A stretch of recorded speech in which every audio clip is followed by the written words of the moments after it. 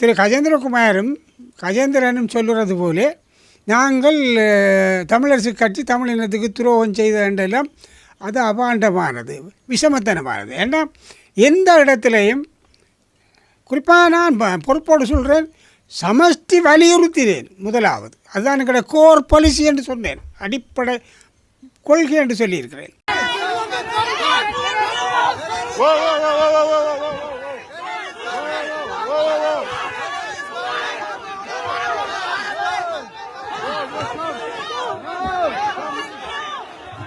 வணக்கம். நவம்பர் 23ஆம் தேதி ஞாயிற்றுக்கிழமைக்குரிய முக்கியமான செய்திகளின் தொகுப்போடு உங்களை சந்திக்கிறேன். ஜனாதிபதி, தேசிய மக்கள் சக்தி அமைச்சர்கள், லண்டனுக்கு சென்ற ஜேவிபியின் செயலாளர், இலங்கை தமிழரசு கட்சியின் தலைவர் CVK சிவஞானம், இப்படியானவர்களை பற்றிய செய்திகள் இன்றைய நாளில் முக்கியத்துவம் பெற்றிருக்கின்றன. பொதுவாக நவம்பர் மாதம் என்று வந்தாலே மாவீரர் வாரம், அதுபோல மாவீரர் நாள், இது பற்றி அதிகமான கவனிப்புகள் இருப்பதையும் செய்திகளிலே முக்கியத்துவம் பெறுவதையும் நாங்கள் பார்த்திருக்கிறோம். ஒரு உணர்வெழுச்சி மிகுந்த ஒரு மாதமாக இருக்கின்ற இந்த சூழ்நிலையில், குறிப்பாக இந்த ஒரு வாரத்தில் தமிழ் மக்கள் உணர்வுகளால் உந்தப்பட்டவர்களாக இருப்பார்கள். இதை அரசியல்வாதிகள் பயன்படுத்திக் கொள்வதாக சொல்வார்கள். இல்லாவிட்டால் இதை சரியான முறையில் அனுஷ்டிக்காவிட்டால் மக்களுக்கு பயப்பட வேண்டியிருக்கும் அந்த பயமும் அரசியல்வாதிகளுக்கு இருப்பது இங்கே கவனிக்கக்கூடியது. தென்னிலங்கையிலே இதை வைத்துக் கொண்டு அரசியல் செய்வோரும் இருக்கின்றார்கள். இதுபோல இதை எவ்வாறு கையாள்வது, தமிழ் மக்களுக்கு மனம் நோகாமல் சிங்கள மக்களும் சந்தேகப்படாமல் இவ்வாறு கையாள்வது என்று ஆட்சியில் இருந்தவர்கள் பல பேர் அவதிப்பட்ட காலமும் இருக்கிறது. இந்த அரசாங்கம் கடந்த வருடத்தை ஒரு மாதிரியாக சமாளித்திருந்தது. அது தெற்கிலேயும் பெரிய அளவில் அதிருப்தியை கொண்டு வரவில்லை. ஆனால் இப்போது இருக்கும் நிலவரங்கள் சில கலவரங்கள் ஏற்படுத்தலாம் என்ற ஒரு அச்சம் எல்லோர் மத்தியிலும் இருப்பது உண்மை.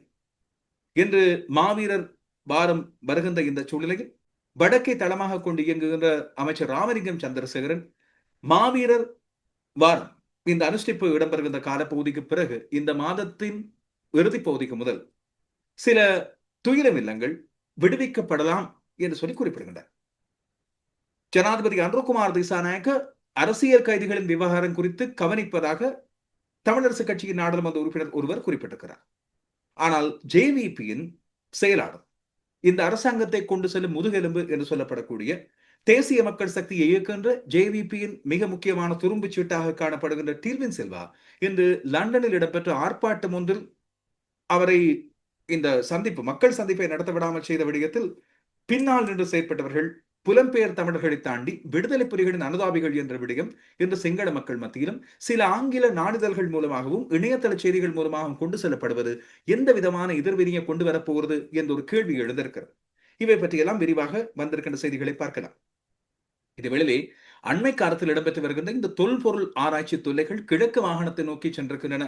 இது குறித்து மக்களால் எதிர்ப்பு தெரிவிக்கப்பட்டிருந்தது. அதுபோல ஒரு பிரதேச சபை தவிசாளர், அவர் தலைமையிலே மக்கள் அங்கே வந்த தொல்பொருள் திணைக்களத்தினர் அண்மையில் விரட்டி இருந்தார்கள் என்றும், அவர்களால் நடப்பட்ட தொல்பொருள் நினைவு சின்னங்களை காண்பிக்கின்ற அறிவித்தல் பலகைகள் வீசி எறியப்பட்டன என்று சொல்லியும் செய்திகளில் நாங்கள் சொல்லியிருந்தேன்.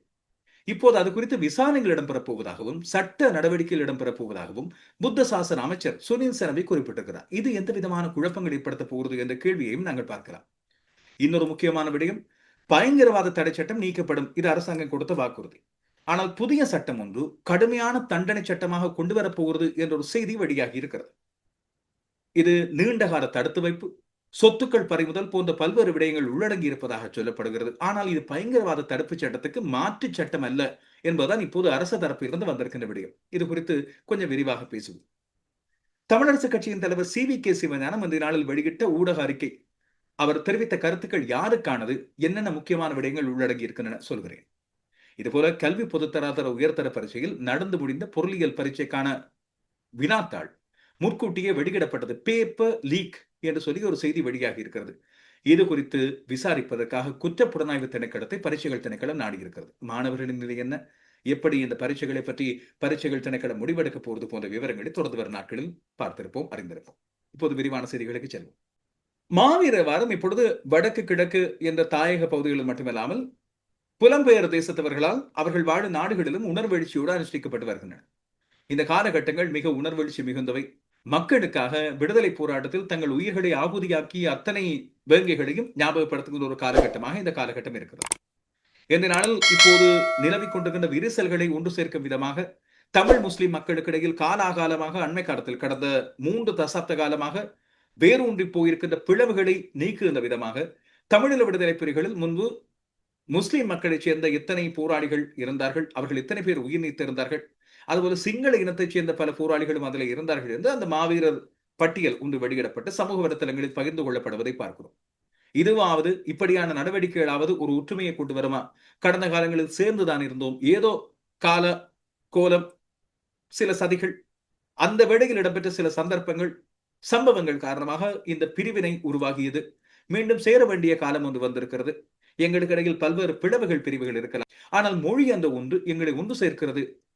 அதுபோல எங்களுக்கு இருக்கின்ற பிரச்சனைகள் கிட்டத்தட்ட ஒரே மாதிரியானவை. ஒன்று சேர்ந்தால் இந்த பிரச்சனைகளை தீர்க்கலாம் என்று எப்போது உணர்கின்றோமோ அப்போது அனைவரும் ஒன்று சேரக்கூடியதாக இருக்கும். இது தனியே தமிழ் முஸ்லிம் மக்களுக்கு இடையில் மட்டுமல்ல, எல்லோருக்கும் இடையில் வரக்கூடிய ஒரு ஒற்றுமை.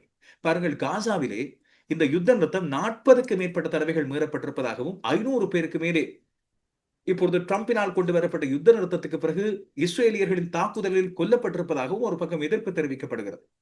மக்கள் ஒன்றுபடுகின்றார்கள். நாடு கடந்து, ஏன் இஸ்ரேலுக்கு ஆதரவாக இருக்கின்ற நாடுகளில் இருக்கின்ற மக்கள் கூட ஒன்றுபடுகின்றார்கள். ஒரு உணர்வு அவர்களை ஒன்றாக சேர்க்கிறது. இப்படி இருக்கும்போது நாங்கள் மனிதர்கள், எங்களை உணர்வுகள் ஆடும்.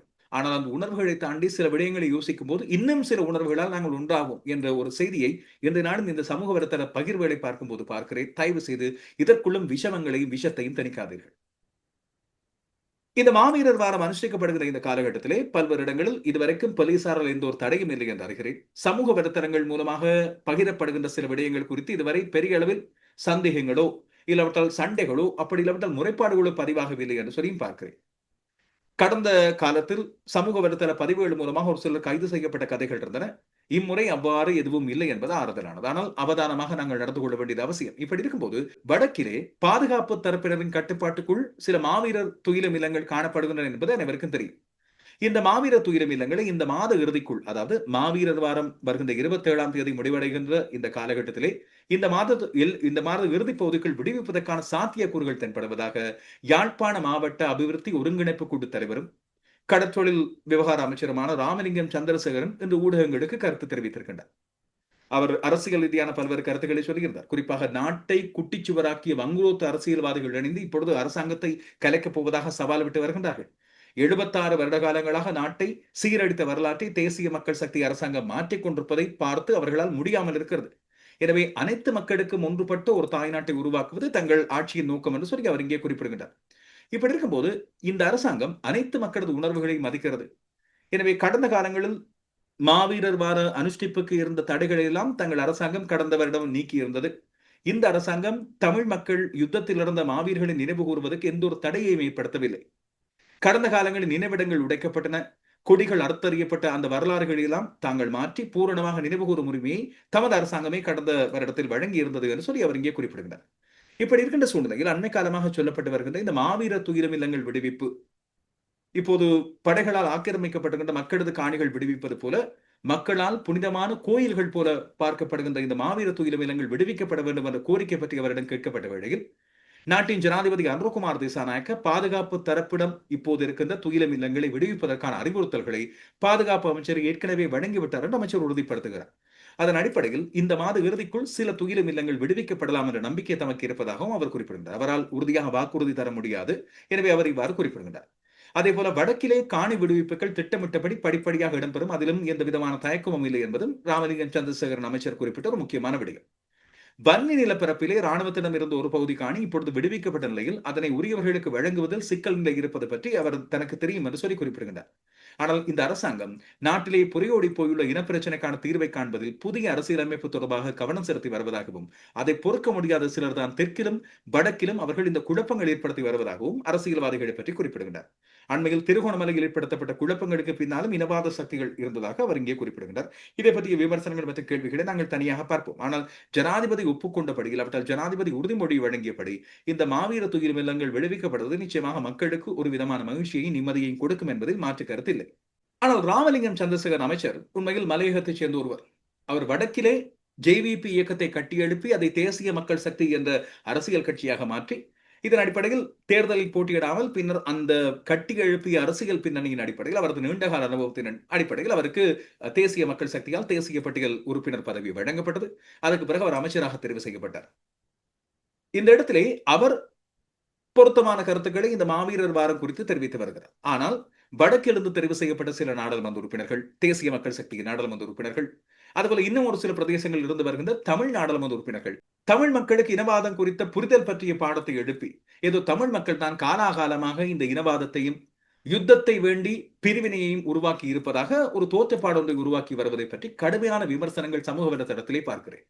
இவர்கள் அத்தனை பேரும் ஒரு விடயத்தை புரிந்து கொள்ள வேண்டும். சமூக வலைத்தளங்களில் இவர்கள் இப்பொழுது எழுதுகின்ற விதத்தை பார்த்தால் இந்த அரசாங்கம் ஏதோ பாவம் என்று சொல்லி இந்த பொதுமக்களுக்கு மாவீரர் வாரம் அனுஷ்டிப்பதற்கான உரிமையை வழங்குகிறது, வேறு எந்த அரசாங்கம் இதற்கு முதல் வழங்கியதில்லை, இப்படியான கருத்துக்களை சொல்லி வருவதை பார்க்கிறோம். இதுபோல தமிழ் மக்களுக்கு இந்த புரிதல், இன ஒற்றுமை, இனவாதம் பரப்பாதீர்கள் என்று இவர்கள் பாடங்கள் எடுக்கும் போது மக்கள் மத்தியில் ஒரு கொதிப்பு இருப்பதை பார்க்கிறோம். காரணம், மக்கள் நாங்களாக வேண்டி இந்த யுத்தத்தை எடுத்துக்கொண்டதோ இல்லாட்டால் பிரிவினை வேண்டும் என்று இந்த யுத்தத்தை ஆரம்பித்ததோ கிடையாது. இவர்களுக்கு தமிழ் வரலாறு, தமிழின் போராட்ட வரலாறு, தமிழ் பேசும் மக்களுக்கு இருக்கின்ற பிரச்சனைகள் பற்றிய புரிதலை சரியான முறையில் யாராவது சொல்லிக் கொடுக்க வேண்டும். அதுபோல இவர்கள் மிக முக்கியமாக இன்னொரு விடயத்தை புரிந்து கொள்ள வேண்டும். இவர்களுக்கு இருக்கின்ற தனிப்பட்ட செல்வாக்கின் மூலமாகவோ இதற்கு முதல் இவர்கள் அரசியலில் ஈடுபட்ட வழங்கிய சேவைகளின் அடிப்படையிலோ மக்கள் இவர்களை தெரிவு செய்யவில்லை. ஜனாதிபதி அனுரகுமார் திசாநாயக்க என்ற ஒரு தனி மனிதர், அவரிடம் இருந்த கொள்கைகளின் அடிப்படையில் மக்களுக்கு இருந்த ஏதோ ஒரு விதமான நம்பிக்கை. ஏனைய அரசியல்வாதிகள், ஜனாதிபதி தேர்தலில் போட்டியிட்டவர்கள் உட்பட முன்னைய அரசியல்வாதிகள், முன்னைய ஆட்சியாளர்களிடம் இருந்த எதிர்ப்பும் வெறுப்பும் தான் ஜனாதிபதி அனுரகுமார் திசாநாயக்க மீதான நம்பிக்கை மூலமாக இவர்கள் அத்தனை பேரையும் தெரிவு செய்ய ஒரு அலை ஒன்றை உருவாக்கி கொண்டு வந்தது. அந்த அலையிலே மிதந்து வந்த எங்கிருந்து வந்தவர்கள் தான் இவர்கள் அநேகமானோர் அத்தனை பேரும் என்று கூட சொல்லக்கூடும். எனவே இவர்கள் அதை புரிந்து பொருத்தமான பொறுப்புணர்வான கருத்துக்களை வெளிப்படுத்த வேண்டும். இந்த இடத்திலே மக்களை புண்படுத்துவது, இல்லாவிட்டால் மக்களுக்கும் தமிழ் பேசும் மக்களில் காணப்படுகின்ற புத்திஜீவிகளுக்கும் இவர்கள் புத்திசாலித்தனமாக ஏதோ சொல்லிக் கொடுக்கிறோம் என்று புறப்படுவது மிக மிக ஆபத்தானதாக, அரசுக்கு எதிரான எதிர்ப்புணர்வாக மாறும் என்பதை புரிந்து கொள்ள வேண்டும்.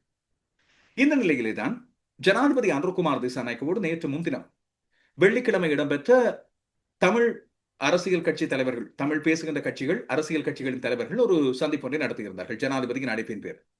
இந்த இடத்திலே ஜனாதிபதியிடம் பல்வேறு விடயங்கள் பேசப்பட்டதால், குறிப்பாக ஜனாதிபதி அனுரகுமார் திசாநாயக்க தமிழ் முஸ்லிம் கட்சிகளிடம் கேட்ட ஒரு மிக முக்கியமான விடயமாக அமைந்திருப்பது இந்த இலங்கையர் தினம் என்று கொண்டாடப்பட போகின்ற, இலங்கையர்களை ஒற்றுமைப்படுத்துகின்ற கலாசார இன மத வேறுபாடுகளை, அந்த பிரிவினைகளை தவிர்த்து அனைவரையும் ஒன்றுபட வைக்கின்ற ஒரு விழா பற்றிய அந்த ஏற்பாடுகளுக்கான புரிதல், அதுபோல இனவாதத்தை இல்லாமல் ஒழிப்பதற்கான தமிழ் முஸ்லிம் கட்சிகளின் ஒத்துழைப்பு.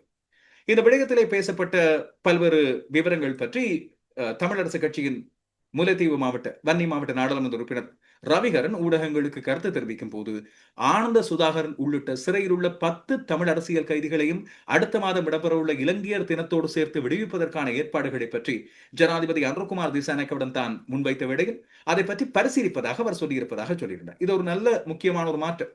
குறிப்பாக ஜனாதிபதி அனுரகுமார் திசாநாயக்க இல்லாவிட்டால் ஜனாதிபதி பதவியில் இருப்போர் யாராக இருந்தாலும் இந்த முடிவை எடுக்கலாம், அவர்கள் இந்த மன்னிப்பை வழங்குவதன் மூலமாக. எனவே இதன் அடிப்படையில் ஜனாதிபதி இதை பற்றி பரிசீலிப்பதாக சொல்லியிருப்பதாக தெரிகிறது. இன்னொரு முக்கியமான விடயத்தை சொல்ல வேண்டும். இந்த தமிழ் அரசியல் கைதிகளின் விவகாரம், இப்போது சிறையடைக்கப்பட்டுள்ள தண்டனை உறுதிப்படுத்தப்பட்ட கைதிகள் பற்றிய விவகாரங்கள் பற்றி ஆராய்கின்ற ஒரு சட்டத்தரணியோடு உரையாடிய விடையில் சில முக்கியமான விடயங்களை அவர் குறிப்பிட்டிருந்தார். ஆனந்த சுதாகரன் உட்பட்டவர்களுக்கு தண்டனைகள் உறுதிப்படுத்தப்படுகின்றன. இப்பொழுது மேன்முறையீட்டு நிலையில் தான் அவை இருக்கின்றன. மற்றபடி அவர்கள் வழக்கில்லாமல் இப்பொழுது சிறையில இல்லை. இப்போது உள்ள அரசியல் கைதிகள் அத்தனை பேருக்கும் வழக்குகள் பதிவு செய்யப்பட்டு தண்டனைகள் உறுதிப்படுத்தப்பட்டிருக்கின்றன. இதிலே அநேகமானவை தண்டனைகளை பெற்று அங்கே தங்களுடைய சிறை வாழ்க்கையை வாழ்ந்து கொண்டிருப்போர், இன்னும் ஒரு சிலர் தண்டனைகள் உறுதிப்படுத்தப்பட்ட பிறகு அதுக்கு மேன்முறையீடு செய்திருப்போர். எனவே ஜனாதிபதியின் பொது மன்னிப்பு மூலமாக தான் இவர்கள் விடுவிக்கப்படக்கூடியதாக இருக்கும். இல்லாவிட்டால் மேன்முறைகேடுகள் நீதிமன்றத்தினால் எடுக்கப்பட்டு விசாரிக்கப்பட்டு நீதிமன்றங்கள் அந்த முன்பு வழங்கப்பட்ட தீர்ப்பை மாற்றி அமைத்தால் மட்டும்தான் இந்த விடுதலைகள் இடம்பெறும் என்பதை இங்கே குறித்து காட்ட வேண்டும். இப்படி இருக்கும்போது ஜனாதிபதி அனுரகுமார் திசாநாயக்கவுக்கு இந்த கைதிகளின் விடுதலை தொடர்பாக குறிப்பிட்ட ரவிகரன் இன்று நாடாளுமன்றத்தில் ஆற்றிய உரையின் போது போர்க்காலத்தில் கொல்லப்பட்ட மற்றும் காணாமலாக்கப்பட்ட ஊடகவியலாளர்களுக்கு நீதி வழங்கப்பட வேண்டும் என்ற விடயத்தையும் வலியுறுத்தி இருந்தார். அதே போல வன்னி பிராந்தியத்தில் நிலவுகின்ற சுகாதார அவலம் குறித்தும் அவர் தன்னுடைய உரையிலே சொல்லியிருந்தார். 23 நிபுணர்கள் இருக்க வேண்டிய இடத்தில் ஒருவரே கடமையில் இருக்கின்றார் என்ற விடயத்தை கொண்டு வந்து இதை பற்றி அவர் பல்வேறு விடயங்களை இங்கே முன்வைத்திருந்தார். குறிப்பாக ஊடகவியலாளர்களுக்கு நீதி வேண்டும், போர்க்காலத்தில் ஊடகவியலாளர்கள் படுகொலை செய்யப்பட்டமை, வலிந்து காணாமலாக்கப்பட்டமை போன்ற விடயங்கள் குறித்த வெளிப்படையான விசாரணைகள், அதுபோல ஊடக நிறுவனங்கள் தாக்கப்பட்டமை குறித்த இதுவரை நீதி வழங்கப்படாத விடயங்கள் குறித்த விசாரணைகள் இடம்பெற வேண்டும் என்று வலியுறுத்தியிருந்தார். சுகாதார மற்றும் ஊடக அமைச்சுக்கான நிதி ஒதுக்கீடு சட்டம் மூலம் இந்த நாளில் நிறைவேறி இருக்கிறது. அந்த இடத்திலே தான் இவரது உரை மிக முக்கியமானதாக இருந்தது. முல்லைத்தீவிலே காணப்படுகின்ற மருத்துவ சுகாதார நிலையின் மிக மோசமான நிலை குறித்தும் அவர் தன்னுடைய கருத்துக்களை முன்வைத்திருந்தார். தன்னுடைய மக்களுக்காக சிறப்பான தேவையான கருத்துக்களை முன்வைத்த அவர் உண்மையில் பாராட்டுக்குரிய ஒருவர். இந்த சூழ்நிலை ஒரு பக்கம் இலங்கையில இப்படியான சூழ்நிலைகள் அரசியல் கொதிநிலை ஒன்று இருந்து கொண்டிருக்கின்ற போது, அரசியல் கொதிநிலை என்று வரும்போது இது மாவீரர் தினத்தை முன்னிட்டான, அதுபோல இப்போது நாமல் ராஜபக்ச போன்ற எதிர்க்கட்சிகள் திரட்டி வருகின்ற நடவடிக்கைகள், இந்த மாவீரர் வாரம் குறித்து அவர்களது அவதானிப்பு ஒரு பக்கம் இருக்கும். அரசாங்க நடவடிக்கை எடுத்தாலும் ஒரு விதமாக இது கிண்டப்படும். அரசாங்கமோ காவல்துறையோ நடவடிக்கை எடுக்காவிட்டாலும் என்ன இப்படி என்று சொல்லி ஒரு விதமான ஒரு இனவாத போக்கொன்றை இந்த கட்சிகள் கொண்டு வரக்கூடும். இந்த இடத்திலே கடந்த காலங்களில் இனவாத கட்சிகள் ஒன்றாக அடையாளப்படுத்தப்பட்டது ஜேவிபி. அந்த வேளையில் தமிழ் மக்களும் கடுமையான எதிர்ப்பை வெளிப்படுத்தி இருந்தார்கள். அதிலே மிக முக்கியமான ஒருவராக சித்தரிக்கப்பட்ட ஒருவர் தான் டில்வின் சில்வா, ஜேவிபியின் செயலாளர். விமல் வீரவன்ச, சோமவன்ச அமரசிங்க போன்றோர் ஆரம்பித்த அந்த காலத்திலிருந்து ஜேவிபியின் தனியொரு அடையாளமாக அனுரகுமார் திசாநாயக்க தலைவராக வர முதலே காணப்பட்டவர் டில்வின் சில்வா. அவர் லண்டனில் அல்பர்ட் என்ற இடத்திலே இலங்கைக்கு வெளியே வாழ்கின்ற புலம்பெயர் மக்களை சந்திப்பதான ஒரு கூட்டம் ஒன்று இந்த நாளில் இடம்பெறுவதாக இருந்தது. அதாவது ஞாயிற்றுக்கிழமை. இந்த கூட்டத்திலே கலந்து கொள்ள சென்ற அவருக்கு எதிராக எதிர்ப்பு ஆர்ப்பாட்டம் ஒன்றை நடத்துவதற்கு அழைப்பு விடுக்கப்பட்டிருந்ததாக சொல்லப்படுது. அல்பர்டன் பகுதியிலே புலம்பெயர் இலங்கையர்களை சந்திப்பதற்கு ஒரு பாடசாலையிலே தான் இந்த கூட்டம் ஏற்பாடு செய்யப்பட்ட வேளையில் இந்த காலையிலே இலங்கை நேர்படி காலையிலே வெளியான ஒரு செய்தி, பிடிசிசி என்று சொல்லப்படுகிற ஒரு அமைப்பு, பிரித்தானிய தமிழர் ஒருங்கிணைப்பு குழு இந்த எதிர்ப்பு ஆர்ப்பாட்டம் முறை நடத்துவதற்கு அழைப்பு ஒன்றை விடுத்திருந்தது. இது பற்றிய சுவரொட்டிகளும் இணைய அழைப்புகளும் விடுக்கப்பட்டதாக தெரிகிறது. அண்மையில் திருகோணமலையில் புத்தர் சிலை விவகாரத்தில் அரசாங்கம் இனவாதிகளுக்கு பணிந்து போனது என்ற ஒரு குற்றச்சாட்டும், ஜேவிபி நீண்டகால தமிழர் விரோத போக்கு தொடர்பாகவும் தங்களுடைய எதிர்ப்பை பதிவு செய்வதற்காக டில்வின் சில்வாவுக்கு எதிராக இந்த ஆர்ப்பாட்டத்துக்கான அழைப்பு விடுக்கப்பட்டது. இது குறித்து இணையதளத்தில் பல்வேறு செய்திகள் பரவப்பட்ட நிலையில் இன்று டில்வின் சில்வா அந்த கூட்டத்தை கலந்து கொள்ள சென்றிருந்தார். தகுந்த பாதுகாப்பு ஏற்பாடுகள் மேற்கொள்ளப்பட்டதாக தெரிகிறது. அங்கே தமிழீழ விடுதலை புலிகளின் கொடியோடு பல பேர் ஆர்ப்பாட்டத்தில் ஈடுபட்டதாக, அவர்கள் தமிழீழ விடுதலை புலிகளின் ஆதரவாளர்கள், டயஸ்போரா தமிழீழ விடுதலை புலிகள் என்றெல்லாம் குறிப்பிட்டு சிங்கள ஊடகங்களிலும் ஆங்கில இணையதளங்கள் அதுபோல் ஆங்கில செய்தி நாளிதழ்களின் இணையதளங்களிலும் செய்திகள் பல வெளியிடப்பட்டிருப்பது ஒரு விதமான பதற்ற உணர்வை உருவாக்கக்கூடும், குறிப்பாக மாவீர நாளை முன்னிட்டு.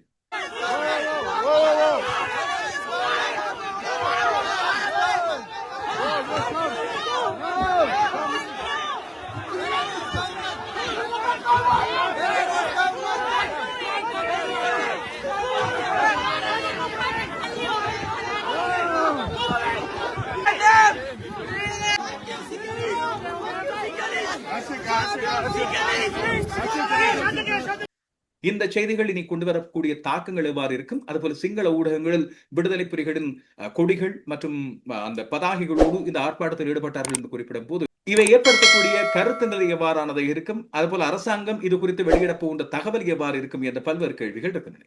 இந்த விடயத்தை அரசாங்கமும் இல்லாவிட்டால் ஜேவிபி சார்பாக டில்வின் சில்வாவும் கையாளக்கூடிய விதம் எவ்வாறானதாக இருக்க போகிறது என்பதுதான் இங்கே முக்கியமானது. இந்த சூழ்நிலையில் இப்போது இன்னொரு முக்கியமான விடயத்தை பார்க்க வேண்டும். வடக்கு கிழக்கிலேயே தொல்பொருள் திணைக்களம், குறிப்பாக சிங்களமயப்படுத்தப்பட்ட பௌத்த மயப்படுத்தப்பட்ட தொல்பொருள் திணைக்களம் தான் இருக்கிறது என்பது பொதுமக்கள் மத்தியில் நீண்ட காலமாக இருக்கின்ற ஒரு விடயம். அங்கே பெயருக்கு கூட தமிழ் பேசுவோர் சேர்க்கப்படுவதில்லை. அண்மையில் கூட இந்த புதிய அரசாங்கம் கொண்டு வரப்பட்ட பிறகு புதிய அரசாங்கத்தின் புத்த சாசன அமைச்சராக நியமிக்கப்படுகின்ற பேராசிரியர் சுனில் செனவி அவர் நியமித்திருந்த 19 பேர் கொண்ட ஆலோசனை குழுவில் கூட தமிழர்கள், தமிழ் பேசுவோர் யாரும் நியமிக்கப்படவில்லை என்ற எதிர்ப்புகள் வெளிப்படுத்தப்பட்ட பிறகு அதற்கு பிறகு 3 பேர் அண்மையில் சேர்க்கப்பட்டார்கள். அவை பற்றிய விவரங்களை கொண்டு வந்திருந்தேன். அதற்கு பிறகு 17ஆம் தேதி திருகோணமலையிலே புத்தர் சிலை வைக்கப்பட்ட விவகாரம். அந்த சிலை வைக்கப்பட்டு 4 நாட்களில் கிழக்கு மாகாணத்தின் தாந்தாமலை முருகன் ஆலயத்துக்கு செல்லும் வழியில் ஒரு பக்கம் தொல்பொருள் திணைக்களத்தின் அறிவித்தல் பலகை நாட்டப்படுகிறது. அதுக்கு எதிர்ப்பு வெளியிடப்பட்டு அதை பற்றிய செய்திகள் வெளிவந்த பிறகு அடுத்த நாளிலேயே கிழக்கு மாகாணத்தின் வெறுகல்பற்று மற்றும் இதர இடங்களில் இதே போன்ற 3 இடங்களில் இப்படியான இந்த அறிவித்தல் பலகைகள் வைக்கப்படுகின்றன. அதில் ஒன்று பிடுங்கி அறியப்பட்டது அந்த பக்க பிரதேச சபை தலைவர் மூலமாகவும் பொதுமக்களது எதிர்ப்பு காரணமாகவும் தொல்பொருள் திணைக்களத்தைச் சேர்ந்த அதிகாரிகள் விரட்டி அடிக்கப்பட்டிருந்தார்.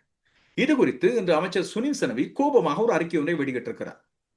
அந்த சம்பவத்துக்கு காரணமாக இருந்தவர்கள் குறித்து இப்பொழுது சட்ட ரீதியான விசாரணைகள் ஆரம்பிக்கப்பட இருப்பதாகவும், பொதுவாக இந்த தொல்பொருள் சின்னங்களை பார்வையிட வருகின்ற பொதுமக்களின் நலனுக்காக தங்களால் இவ்வாறான அறிவித்தல் பலகைகள் இடப்பட்ட வேளையில் அதை பிடுங்கி அறிய திட்டமிட்ட அரசியல் குழு ஒன்று இப்படி திட்டமிட்ட வகையில் நடவடிக்கைகள் எடுத்திருப்பதாக தங்களுக்கு தெரிய வருவதாகவும், இது பற்றி பொதுமக்கள் பாதுகாப்பு அமைச்சுக்கும் போலீசாருக்கும் முறையிடப்பட்டிருப்பதாகவும் அவர்கள் சட்ட நடவடிக்கை எடுப்பார்கள் என்றும் இவர் குறிப்பிடுகின்றார். தாங்கள் அறிந்த வகையில் இவை அனைத்தும் அரசியல் நோக்கம் கொண்டு ஒரு சில குழுக்களால் மேற்கொள்ளப்பட்டு வருவதாக அவர் குறிப்பிடுகின்றார். பொதுமக்கள் என்ன காரணத்துக்காக இதற்கான எதிர்ப்பை தெரிவிக்கின்றார்கள்? ஓகே, அது பிடுங்கி அறியப்பட்ட விதம் உண்மையில் சட்டவிரோதமானதாக இருக்கலாம். அதற்கு எதிராக சட்ட நடவடிக்கை எடுக்கப்படும் போது அதை சரியான முறையில் சட்ட ரீதியாக கையாள வேண்டியது எம் தரப்பிலே இருக்கின்ற முக்கியமான விடயம். குறிப்பாக பிரதேச சபை தலைவர் இல்லாவிட்டால் அந்த பக்கத்தின் மக்கள் அவர்களை பிரதிநிதித்துவப்படுத்துகின்ற உள்ளூராட்சி சபையைச் சேர்ந்தவர்கள் என்று வரும்போது, அதுவும் கிழக்கு மாகாணமானது தேசிய மக்கள் சக்தியினால் வெல்லப்படாத ஒரே ஒரு மாகாணமாக மாறியிருந்தது இந்த முறை இடம்பெற்ற உள்ளூராட்சி சபை தேர்தலின் போது. எனவே இதுவும் சுனில் செனவி குறிப்பிட்டதற்கான இந்த முக்கியமான காரணமாக இருக்கிறார். எனவே ஆனால் அந்த மக்கள் என்ன காரணத்துக்காக இந்த எதிர்ப்பை வெளிப்படுத்துகிறார்கள், தொல்பொருள் திணைக்களம் வந்தால் என்ன காரணத்தால் ஒரு பயமும் வெறுப்பும் தமிழ் பேச மக்களுக்கு ஏற்படுகிறது என்பதை முதலில் இந்த அரசாங்கத்தினர் புரிந்து கொள்ள வேண்டும். அதை புரிய செய்கின்ற மாதிரி அந்த பிரதேசத்தில் உள்ள தமிழ் பேச நாடாளுமன்ற உறுப்பினர்கள், குறிப்பாக தேசிய மக்கள் சக்தியை பிரதிநிதித்துவப்படுத்துகின்ற ஆளுந்தரப்பு உறுப்பினர்கள் தங்களுடைய கருத்துக்களை சரியான முறையில் தங்கள் அரசாங்கத்துக்கு கடத்த வேண்டும் என்ற வேண்டுகோளை மக்கள் சார்பாக முன்வைக்கிறேன். பயங்கரவாத தடை சட்டம் நீக்கப்பட வேண்டும். அந்த கோரிக்கையை முன்வைத்து முன்பு ரிப்பீல் பிடிஏ என்ற போராட்டத்தை முன்னெடுத்த வேளையில் அந்த போராட்டத்தின் மிக முக்கியமான பங்காளர்களாக இருந்தது இப்போது தேசிய மக்கள் சக்தியில் அங்கத்துவம் வைக்கின்ற இந்த அரசாங்கத்தில் அங்கத்துவம் வைக்கின்ற அத்தனை பேர், குறிப்பாக ஜனாதிபதி அனுரகுமார் திசாநாயக்கவன் சேர்ந்து. எனவே இவர்கள் தேர்தல் காலத்தில் ஜனாதிபதி அவர்கள் வழங்கிய மிக முக்கியமான வாக்குறுதிகளில் ஒன்று இந்த பயங்கரவாத தடை சட்டம் உடனடியாக நீக்கப்படும் என்று. ஆனால் அது தாமதமாகிக் கொண்டே இருக்கிறது. ஆனால் வெகு விரைவில் நீக்கப்படும். அதற்கான புதிய வரைவு ஒன்று இப்பொழுது தயார் செய்யப்பட்டு வருவதாக, புதிய சட்டம் ஒன்று இது பயங்கரவாத எதிர்ப்பு சட்டமாக கொண்டு வரப்படுகிறது, அதாவது பிடிஏக்கு பதிலாக ஏடிஏ என்று ஒன்று கொண்டு வரப்படுகிறது என்று சொல்லி அண்மை காலமாக சொல்லப்படுது. அது பற்றிய தயார்படுத்தல்கள் இடம்பெற்று வருவதாகவும், ஆனால் தாமதமாகும் என்று அண்மையில் கூட நீதி அமைச்சர் குறிப்பிட்டிருந்தார். இப்போது இது குறித்த ஒரு தகவல் ஒன்று வெளியாக இருக்கிறது. ஆனால் இது பயங்கரவாத தடை சட்டம் குறித்தது அல்ல, மாறாக வெளிவரப்போகின்ற புதிய கெடுபிடியான ஒரு சட்டம். இது குற்றவாளிகளுக்கு கெடுபிடியான ஒன்றாகவும் பயங்கரவாத தடை சட்டத்தின் பாணியிலே உருவாக்கப்படுகின்ற நீண்டகால தடை சட்டமாக, நீண்டகால தடுப்பு வைத்தல் சட்டமாக, அதுபோல சொத்துக்களை பறிமுதல் செய்யும் சட்டமாக இருக்கும் என்று சொல்லப்படுகிறது.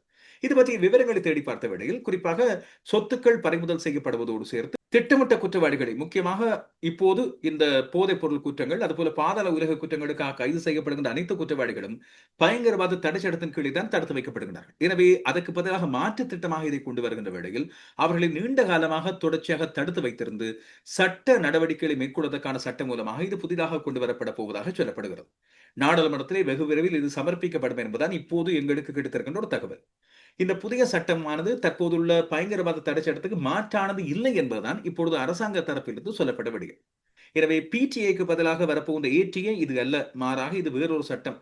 இது முக்கியமாக முழுக்க போதைப் பொருள் கடத்தல், கப்பம் பெறுதல், ஆட்கடத்தல் போன்ற சட்டவிரோத செயல்களில் ஈடுபடுகின்ற பாதாள உலக குழுக்களை குறிவைத்தே இந்த சட்டம் கொண்டு வரப்படுகிறது என்ற தெளிவாக்கமும் வெளியிடப்படுகிறது. நாடாளுமன்றத்தில் சமர்ப்பிக்கப்படும் போது இது குறித்த முழுமையான விவரம் வெளியிடப்படும் என்று சொல்லப்படுகிறது. இதில் உள்ள முக்கியமான அம்சங்களாக எங்களுக்கு கிடைத்திருக்கின்ற விடயம் என்னவென்று சொன்னால், நீண்டகால தடுப்பு காவல், பாரிய குற்றங்களில் ஈடுபடுகின்ற சந்தேக நபர்கள், பாதாள உலகைச் சேர்ந்தவர்கள், அதுபோல போதைப் பொருள் குற்றங்களில் ஈடுபடுவோர் ஆகியோரை தடுத்து வைத்து விசாரிப்பதற்கான அதிகாரம் இந்த சட்டத்தின் மூலம் வழங்கப்படும். சந்தேக நபர்களுக்கும் இது பொருத்தமாக அமையும். இதுபோல சொத்துக்கள் பறிமுதல், குற்றவாளிகள் என நிரூபிக்கப்படுபவர்களின் சொத்துக்கள் மற்றும் வங்கி கணக்குகளை முடக்கி அவற்றை பறிமுதல் செய்யும் அதிகாரம் அதிகாரிகளுக்கு வழங்கப்படும். மூன்றாவது, கடுமையான தண்டனை. மிரட்டி பணம் பறித்தல், ஆட்கடத்தல் போன்ற குற்றங்களுக்கு கடுமையான சிறை தண்டனைகள் பரிந்துரைக்கப்படுகின்றன. இதுபோல இந்த சட்டமூலத்துக்கான வரைவு தயாராக உள்ள நிலையில் அமைச்சரவை அங்கீகாரம் கிடைத்த பிறகு அடுத்த மாதம் அளவில் இந்த நாடாளுமன்றத்திலே இந்த நத்தார் கால வருட இறுதி விடுமுறைக்கு முதல் சமர்ப்பிக்கப்படும் என்ற செய்தி கிடைத்திருக்கிறது. இது நிச்சயமாக போதைப் பொருள் கடத்தலில் ஈடுபடுவோர், அதுபோல பாதாள உலக கும்பல்கள் போன்ற விடயங்களில் இடம்பெற்று மனித உரிமை மீறல்களில் இடம்பெறுவோர் ஆகியோருக்கு தேவையான ஒரு தக்க சட்டம் மூலமாக அமையும். காரணம், மரண தண்டனை வழங்கினாலும் இலங்கையிலே அந்த தண்டனை நிறைவேற்றப்படுவதில்லை என்ற காரணத்தால் பெருமளவில் யாருக்கும் இந்த குற்றங்களில் ஈடுபடுவோருக்கு பயமில்லாமல் போகிறது என்பது பொதுவாக மக்களது அபிப்பிராயம். இந்த சட்டம் நிறைவேறும் என்று காத்திருப்போம். இதுவேளையிலே தமிழரசு கட்சியின் தலைவர் CVK சிவஞானம் இன்று யாழ்ப்பாணத்திலே ஒரு ஊடக சந்திப்பு ஒன்றிலே ஊடகங்களுக்கு கருத்துக்களை வெளியிடும் வேளையில் அண்மையில் ஜனாதிபதியுடனான தமிழரசு கட்சியின் சந்திப்பு இடம்பெற்ற வேளையில் கடந்த புதன்கிழமை அதில் தலைவராகத்தான் பொதுச் செயலாளராக சுமந்திரன் மற்றும் 8 நாடாளுமன்ற உறுப்பினர்களும் கலந்து கொண்ட அந்த சந்திப்பிலே பேசப்பட்ட விடயங்கள் குறித்த ஒரு தெளிவாக்கம், ஒரு விளக்கம் ஒன்றை வழங்கியிருக்கிறார். சமஷ்டி கட்டமைப்பு சொல்லியிருக்கிறோம், மீளப்பட முடியாத சொல்லியிருக்கிறோம், பிரிக்கப்படாத நாடு சொல்லியிருக்கிறோம், என்ன பேர் என்று அழைக்கப்பட அதிகார பகிர்வு தான் என்று சொல்லியிருக்கோம், தெளிவாக சொல்லி. இதில் எந்த இடத்திலேயாவது நாங்கள் ஒற்றையாட்சியை ஏற்றுக்கொள்கிறோம் என்று அந்த கருத்தில் கிடையாது. அல்ல சமஷ்டியை கைவிட்டு கொண்டோம்ன்றது கிடையாது. ஏன்னா சமஷ்டியை தான் நாங்கள் வலியுறுத்தினோம். அந்த ஆரம்பமே அதன் அடிப்படையில் தான் இந்த பேச்சுவார்த்தைகள் நிகழ்ந்தன. அப்போ அதிகார பகிர்வு அல்லது அதில் இருக்கக்கூடிய அம்சங்கள் என்னன்றதில் சந்தர்ப்பங்கள் நானே முதலே சொன்னேன். நாங்கள் இதன் அடிப்படையில் பண்டார் நாயக்காவோட பேசினோம், டட்லியோட பேசினோம், மஹிந்தாவோட பேசினோம், ரணிலோட பேசினோம். அப்படியே இந்த பேச்சுவார்த்தை தொடர்ந்து இப்பொழுதும் அந்த பேச்சுவார்த்தை தொடங்கினா அதில் நான் முன்னுக்கே நான் சொன்னேன். அவன் இது ஒரு சந்திப்பு தான் என்ற வகையில் தான் அந்த பேச்சுவார்த்தை நகர்ந்தது. இந்த விளக்கத்தில் அண்மை காலமாக தங்களுக்கு எதிராக சொல்லப்பட்டு வருகின்ற விமர்சனங்கள் இதுபோல வேண்டுமென்றே பொய் உரைக்கின்ற சில தகவல்களை எதிர்த்தரப்புகள், குறிப்பாக தமிழ் தேசிய மக்கள் முன்னணியின் தலைவர் கஜேந்திரகுமார் பொன்னம்பலம் வெளியிட்டிருப்பதாக தன்னுடைய கண்டனங்களை பதிவு செய்து, அதிலே தாங்கள் பேசிய விடயங்கள், அதுபோல ஒற்றையாட்சி என்ற ஒரு விடயத்துக்கு எதிராகவே தாங்கள் தங்களுடைய கருத்துக்களை இப்பொழுதும் வெளியிட்டு வந்திருப்பதாகவும், அதில் எந்த ஒரு விட்டுக் கொடுப்பும் இல்லை என்றும் ஜனாதிபதி அன்ரோகுமார் திசாநாயக் அவர்களோடு பேசப்பட்ட விடயங்கள் குறித்தும் தகவல்களை கொண்டு வந்திருக்கிறார். திரு கஜேந்திரனும் சொல்லுறது போலே நாங்கள் தமிழரசு கட்சி தமிழ் இனத்துக்கு துரோகம் செய்த என்றெல்லாம் அது அபாண்டமானது, விஷமத்தனமானது. ஏன்னா எந்த இடத்துலையும் குறிப்பாக நான் பொறுப்போடு சொல்கிறேன், சமஷ்டி வலியுறுத்தினேன். முதலாவது அதுதான் எங்களோட கோர் பாலிசி என்று சொன்னேன், அடிப்படை கொள்கை என்று சொல்லியிருக்கிறேன். தங்களது கட்சி எடுத்து வருகின்ற நடவடிக்கைகளுக்கு எதிராக வேண்டுமென்றே பொய்யான விடயங்களை ஊடகங்கள் மத்தியில், பொதுமக்கள் மத்தியில் கஜேந்திரகுமார் பொன்னம்பலம் தொடர்ச்சியாக வெளியிட்டு வருவதாக தன்னுடைய கண்டனங்களை வெளிப்படுத்தி ஒரு தெளிவான ஊடக அறிக்கை ஒன்றை கொண்டு வந்திருக்கிறார். திரு கஜேந்திரகுமார் இன்னும் ஒன்று சொல்கிறார், நாங்கள் போனால் அரசியல் அமைப்பு சம்பந்தமாக மட்டும்தான் பேச வேணும். அப்படி இல்லை, நாங்கள் எங்களுடைய கொள்கை, கண்ட சில கோட்பாடுகள் இருக்குது, கொள்கைகள் இருக்குது. அதன் அடிப்படையில் நாங்கள் தனியாக அதை மட்டும் பேசி கொண்டிருந்தால் கடைசியாக கடல் வத்தம் என்று சொல்லி கொக்கு உடல் பற்றி போன மாதிரி முடியாது. அதுவும் பேசுகிற பொழுது ஏனையவும் பேச வேண்டும் என்றது அது எங்களோட கொள்கை. அதை யாரும் கேள்விக்கு உட்படுத்த முடியாது, அது எங்களோட கொள்கை. ஆனால் அதே நேரம் கஜேந்திரகுமார்களுக்கும் நாங்கள் போராண்டு வச்சு கொண்டால் கூட நாங்கள் நிச்சயமாக மாகாண சபை தேர்தல் நடத்தப்பட வேண்டும் என்றும் மாகாண சபை முறை வலியுறுத்தப்பட வேண்டும் என்றும் அது எங்களுடைய இலக்கு பேச்சுவார்த்தையில் அடிப்படையான நோக்கம். அவரது இன்றைய நாளின் ஊடக சந்திப்பு பற்றி அந்த முழுமையான காணொலியை தனி ஒரு பதிவாக ARB ரூஷன் நியூஸ் கிளிப்ஸிலே கொண்டு வருகிறேன். வானிலை சீர்கேடானது ஒரு பக்கம் கல்வி பொதுத்தராதர உயர்தர பரீட்சைகளை பல்வேறு விதமாக பாதித்திருக்கின்ற இந்த சூழ்நிலையில் உயர்தர பரீட்சையிலே இம்முறை இந்த பொருளியல் பாடத்துக்கான பாட வினாத்தாள் முன்கூட்டியே வெளியிடப்பட்டது பற்றி ஒரு செய்தி ஒன்று வெளியாகி இருக்கிறது. இது குறித்த விசாரணைகளை மேற்கொள்வதற்காக குற்றப்புலனாய்வு திணைக்களத்தை தாங்கள் நாடியிருப்பதாக பரீட்சைகள் திணைக்களம் அறிவித்திருக்கிறது.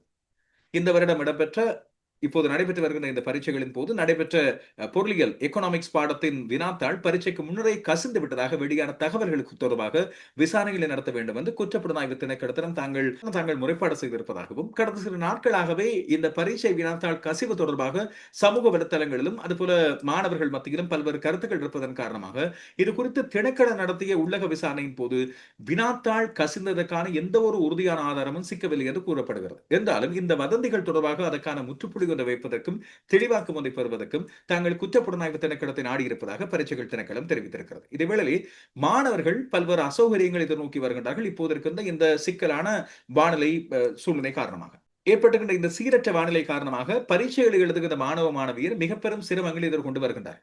எனவே அவர்களுக்கு உதவுகின்ற விதமாகத்தான் பரீட்சைகள் திணைக்களம் அவர்களுக்கான முன்னுரிமை வழங்குவதற்காக அனர்த்த முகாமைத்துவ நிர்வாகத்துக்கு 117க்கு அழைப்பை மேற்கொண்டு இது பற்றிய தகவல்களை வழங்கலாம் என்று குறிப்பிடுகிறது. ஆனால் இந்த சூழ்நிலையில் தொடர்ச்சியாக பெய்து வருகின்ற இந்த மழை, அதுபோல ஏற்பட்டுகின்ற வெள்ளப்பெருக்கு நிலை, தொடர்ச்சியாக வீசி வருகின்ற காற்று ஆகியவை காரணமாக அண்மை காலமாக பெரிய பாதிப்புகள் ஏற்பட்டு வருகின்றன. 12 மாவட்டங்களுக்கு மண் சரிவு எச்சரிக்கை கொடுக்கப்படுகிறது. உங்களுக்கு ஞாபகம் இருக்கும், 2 நாட்களுக்கு முதல் கடுகண்ணாவையில் இடம்பெற்ற பகல கடுகண்ணாவ பகுதியில் இடம்பெற்ற அந்த மண் சரிவு பாறை விழுந்ததன் காரணமாக ஒரு கடையிலே, அந்த கடையோடு சேர்ந்த வீட்டு தொகுதியிலே 6 பேர் கொல்லப்பட்டிருந்தார்கள். இது குறித்த CCTV காணொலி ஒன்று வெளியாகி இருக்கிறது.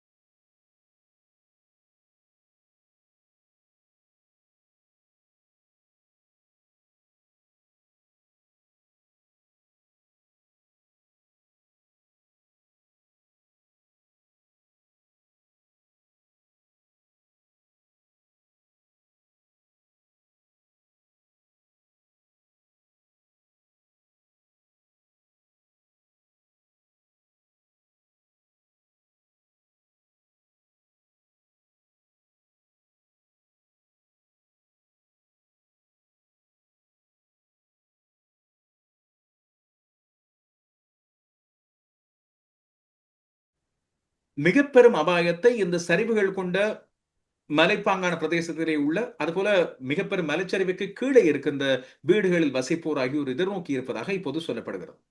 இந்த கடுகண்ணாவை விபத்திலே சிக்கிக்கொண்ட ஒரு தமிழ் வர்த்தகரின் குடும்பத்தைச் சேர்ந்த 6 பேர் தான் கொல்லப்படுகின்றனர். இந்த குறிப்பிட்ட வர்த்தகரும் அவரது பிள்ளைகளும் உயிரோடு தப்பியிருக்க, அந்த வர்த்தகரின் மனைவி, அந்த பிள்ளைகளின் தாயாரும், அந்த மனைவியின் உறவினர்களும் தான் இதிலே மாட்டிக்கொண்டு உயிரிழந்தவர்கள் என்று சொல்லப்படுகிறது. 6 பேர், ஒரே குடும்பத்தைச் சேர்ந்த 6 பேர் இவ்வாறு கொல்லப்படுகிறார்கள். நாட்டின் இன்னும் பல்வேறு இடங்களில் இப்படியான இயற்கை அனர்த்த சீர்கேடுகள் காரணமாக பாதிப்புகள் ஏற்பட்டு இதுவரைக்கும் 9 பேர் உயிரிழந்திருப்பதாக சொல்லப்படுகிறது. நாடு முழுவதும் பெய்து வருகின்ற அடைமழை காரணமாக பல மாவட்டங்களுக்கும் இப்பொழுது வெள்ள மற்றும் மண் சரிவு அபாய எச்சரிக்கைகள் விடுக்கப்பட்டுள்ளன. நீர்ப்பாசன திணைக்களம் விடுத்துள்ள அறிவிப்பின்படி அத்தனகலு ஓயா மற்றும் உருவல ஓயா ஆகிய நீர்நிலைகளை அண்டிய தாழ்நில பிரதேசங்களில் அடுத்த 48 மணித்தியாலங்களுக்குள் வெள்ளம் ஏற்படக்கூடிய ஆபத்து உருவாகி இருக்கிறது. பாதிக்கப்படக்கூடிய இடங்களாக கம்பஹா மாவட்டத்தின் திவுலப்பிட்டிய, மீரிகம, அத்தனகல்ல, மகர, கம்பஹா, மினுவாங்குட, ஜாயல, கட்டான மற்றும் வத்தரை ஆகிய பிரதேச செயலாளர் பிரிவுக்குட்பட்ட தாழ்நில பகுதிகள் இப்பொழுது அடையாளப்படுத்தப்பட்டுள்ளன. இதே போல மண்சரிவு எச்சரிக்கையும் இப்பொழுது NBRO சொல்லப்படுகிற தேசிய கட்டட ஆராய்ச்சி நிலையத்தினால் 12 மணித்தியாலங்களுக்கு முதல் விடுக்கப்பட்ட இந்த அறிவிப்பு 24 மணித்தியாலங்களுக்கு நீட்டிக்கப்பட்டுள்ளது 12 மாவட்டங்களுக்கு. கடனிகங்கை, கடுகங்கை, ஜின்கங்கை மற்றும் நில்வள கங்கை ஆகியவற்றின் நீர்மட்டங்கள் இப்பொழுது உயர்ந்து கொண்டு வருவதாகவும் எச்சரிக்கப்படுகிறது. இந்த பிரதேசங்களிலே வாழ்கின்ற மக்கள் அவதானமாக இருக்குமாறு சொல்லப்படுகிறது. மேலதிக விவரங்களை பெற்றுக் கொள்ளவும், அதே வேளையில் ஆபத்துகள் ஏற்படுகின்ற சூழ்நிலையில் உடனடியாக தொடர்பு ஏற்படுத்தவும் அனர்த்த முகாமைத்துவ நிலையத்தின் 117 என்ற தொலைபேசி இலக்கம் வழங்கப்படுகிறது. இவைதான் இந்த நாளின் முக்கியமான செய்திகள். இந்த செய்திகளை குறித்த உங்களுடைய கருத்துக்கள், விமர்சனங்கள் மற்றும் கேள்விகள் இருந்தால் கமெண்ட்ஸாக பதிவிடுங்கள். ARV ரோஷன் நியூஸ் என்ற இந்த யூடியூப் தளத்தை நீங்கள் சப்ஸ்கிரைப் செய்து கொள்வதன் மூலமாக உடனுக்குடன் செய்திகள், காணொலிகளை தெரிந்து கொள்ளலாம். இதே போல ARV ரோஷன் நியூஸ் என்ற Facebook தளத்தின் மூலமாகவும் உங்களுக்காக இலங்கையில் இடம்பெறுகின்ற இல்லாவற்றில் இலங்கை மக்களுக்கு மிக முக்கியமான புலம்பெயர் தேசத்தில் உள்ளவர்களுக்கும் இலங்கை பற்றிய உடனடி செய்திகளை அங்கே பதிவிட்டு வருகிறேன். மீண்டும் சந்திப்போம். ஆரம்பித்திருக்கின்ற இந்த புதிய வாரம் உங்கள் அத்தனை பேருக்கு மகிழ்ச்சியையும், நன்மைகளையும், நிம்மதியையும் கொண்டு தரட்டும்.